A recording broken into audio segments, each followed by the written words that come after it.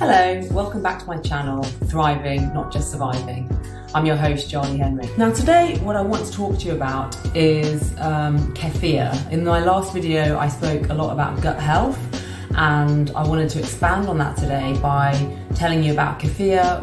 What is kefir? Why should we be drinking it? What are the health benefits?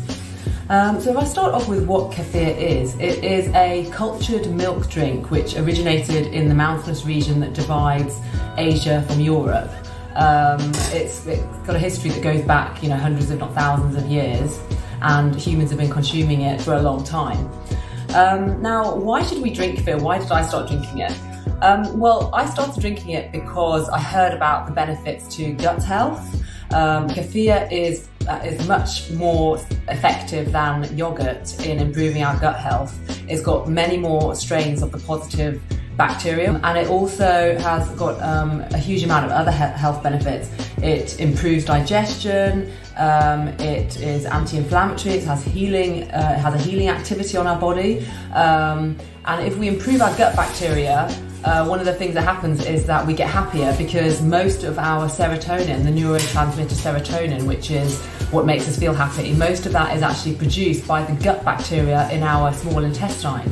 So if we have lots of that gut bacteria, then we're going to be happier. Other benefits of why good gut bacteria is important: it has an anti-inflammatory effect, it is anti-carcinogenic.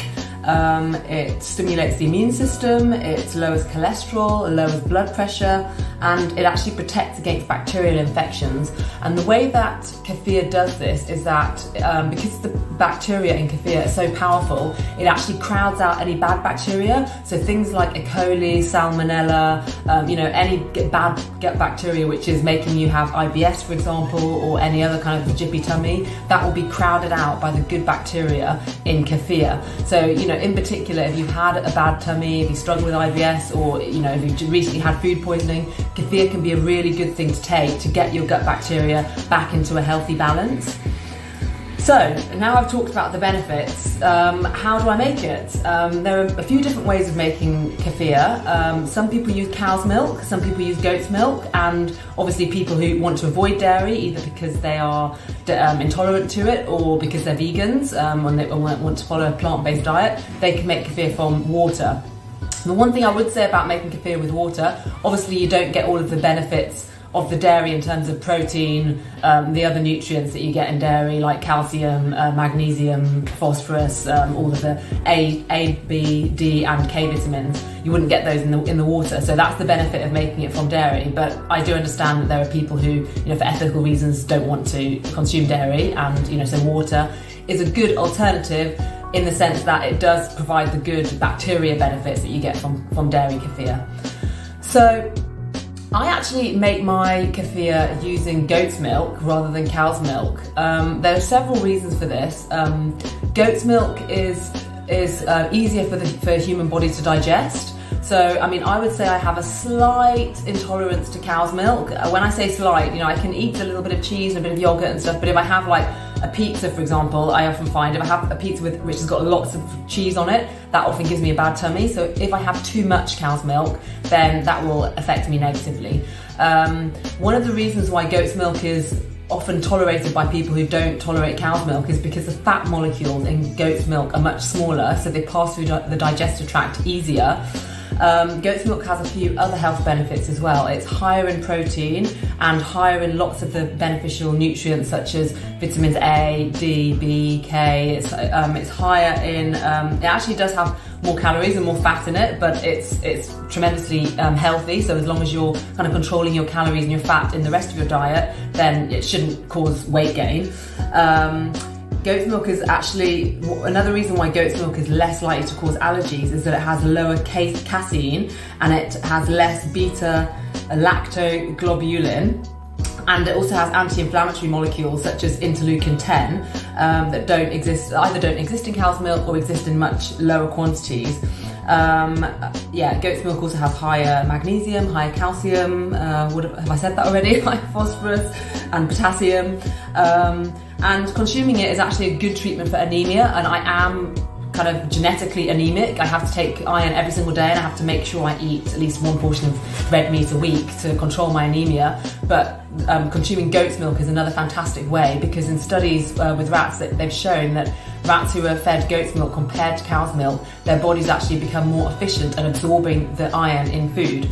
So, and that's because of some of the other molecules and the things that exist in goat's milk kind of causes that reaction in the body. So yeah, goat's milk is fantastically healthy. So I make it with goat's milk, but I understand that in some places goat's milk is hard to get hold of, so you can make it with cow's milk as well. And I also mentioned you can make it with water. One thing to note about the way in which you make it with water versus milk is it's different kefir grains that you need to use if you're making it with water. So how you make kefir is, there's these things called kefir grains. I'm going to show you what they look like, so I've got some here. They kind of look a little bit like small amounts of cauliflower. You can see that, there's cauliflower.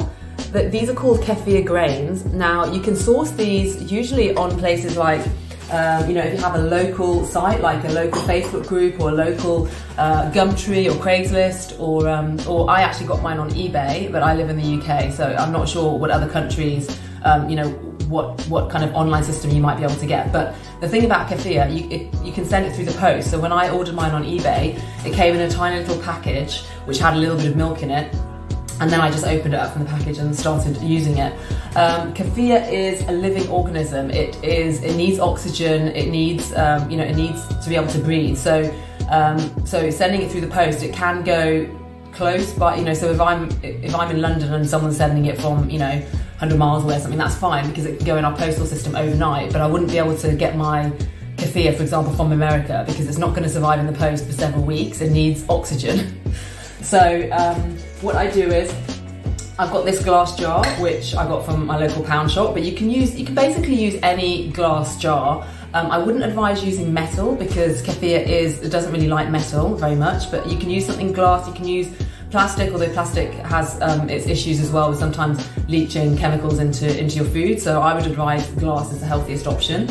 And then what you need to get is either a muslin or a cheesecloth or something, or I've got this plastic sieve which I got from eBay as well. And what's quite handy is my plastic sieve fits over my jar exactly. Now, the reason why you need to have either a sieve or a muslin cloth, as I've mentioned, it is a living organism. It does need to breathe oxygen. So you can't just simply put it inside the glass jar and then shut the lid, because that will kill the kefir. You won't be able to breathe. And also what you find is, as it starts consuming all of the oxygen inside the jar, it will start expanding and potentially the jar could explode, which you don't want, from a big sticky mess all over your kitchen. So you'll put either your sieve or your muslin cloth over the top, and then maybe secure it with a rubber band, or if it fits nicely like mine, you don't need that.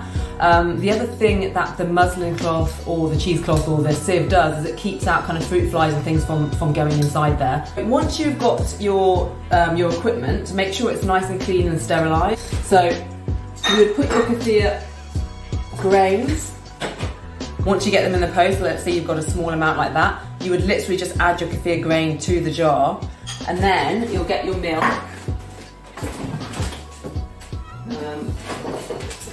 So you see, I've got this goat's milk here, and then you'll literally just pour the goat's milk over the top like that, and then I usually try and make kind of a cup a day. So I will kind of fill it up to, say, about there or something, and then you'll leave it to ferment for 24 hours.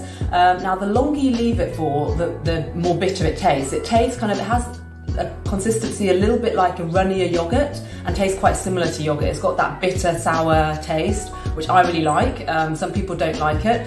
And I would say if you really don't like it, you can kind of mix it with fruit juice. However, be aware that fruit juice is quite high in sugar, and if we're trying to balance our gut bacteria and get, as for example, something like IBS under control, one of the things that is causing that IBS can be the bad bacteria Candida, and Candida loves sugar. So the healthiest thing for you is to actually just drink it pure. And so you leave it for 24 hours. You can leave it for up to 48 hours. So say, for example, if you're traveling and you have to take your kefir with you, and I'll make another video at another point in time about how to travel with your kefir, because I have traveled with mine. I drink it every day and I take it on holiday as well. but you can leave it for up to 48 hours. You just have to be careful that, you know, the longer you leave it, what's happening is the bacteria in the kefir is eating all of the sugar that is in the lactose, so it will get more and more bitter, and eventually they will run out of sugar and then they'll start dying. So that's why I wouldn't advise leaving it for longer than 48 hours. If you are going to have to leave it for longer than 48 hours, if for example you're going away for 4 days and you don't want to take your kefir with you, you can leave it in the fridge, and that will slow down the process of the bacteria and mean that it still stays alive, and then you can just resume making it again when you get back. So what I do, once I've put my milk and my kefir in, I'm actually going to empty the rest of this in here now, because this is what I'm going to consume later. Then you will literally just, you keep this at room temperature. So I just put this, you know, either on a counter or in a cupboard. I wouldn't advise leaving it on a sunny space, because the hotter the kefir is, the quicker the quicker it ferments. And depending on where you live, climate-wise, it can ferment kind of too quickly, and it's unlikely that it will start going off, because the bacteria in here, as I said, crowds out any of the bad bacteria. You know, it doesn't allow things like mold and that kind of thing to grow. So don't worry about coming back and it's like gone all moldy. That's not going to happen if you're only leaving it for 24 or 48 hours. But once it's ready, I literally I'll get a bowl and I'll just sieve it like that. You know, pour it out. And then I'll just show you a little bit of what it looks like here. It's kind of just this, I don't know if you can see that, it's kind of just this milky, yeah, just milky consistency, and you can drink it straight away. So that's about it. Comment below if you have any questions, if you would like me to do more follow-up videos on kefir, if you would perhaps like me to do a video on how to make water kefir. Full disclosure, I haven't made water kefir yet, but I'm really game to find out, and post below for any vegans or plant-based diet eaters who want to know more. Or if you've already experimented with making water kefir and you want to share your experiences, or you've experimented with making dairy kefir and you want to share your experiences, please do comment below. And if you like this content and you want to hear more from me, please hit subscribe, hit like, and hit the notification button so that you can get updates of when my next videos are going to be posted. Thanks ever so much for listening, and I'll see you next time.